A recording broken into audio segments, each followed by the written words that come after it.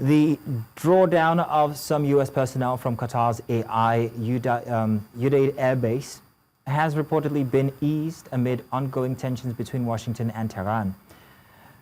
The cautionary move comes after Iran launched a missile attack on the base in Qatar in June last year in retaliation for a U.S. attack on its nuclear site in support of Israel's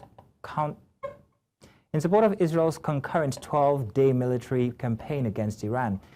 The airbase was attacked with short-range and medium-range ballistic missiles, but the incident resulted in no deaths and no injuries.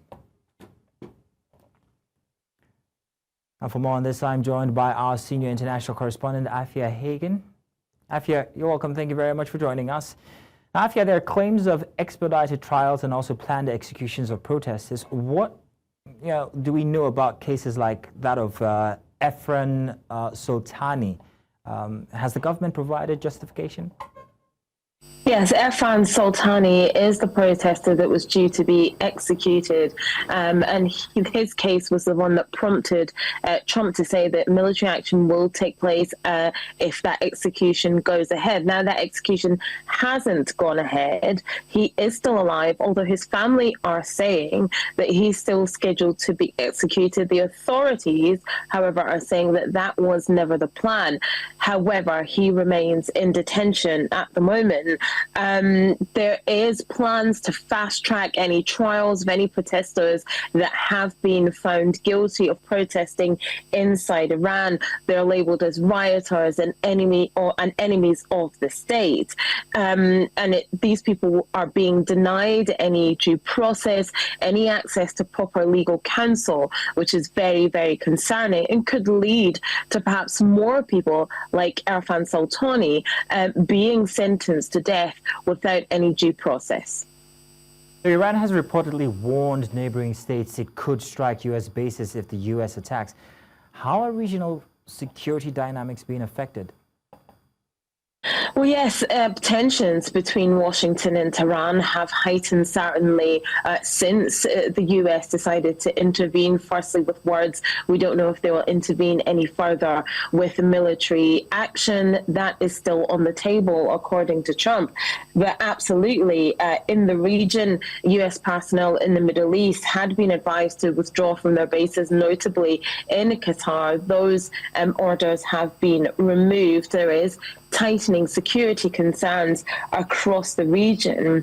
This definitely plays into the rhetoric that foreign bases, particularly U.S. military foreign bases, could face retaliatory strikes if the U.S. goes into Iran and strikes them because of what is happening to the protesters on the ground in Iran.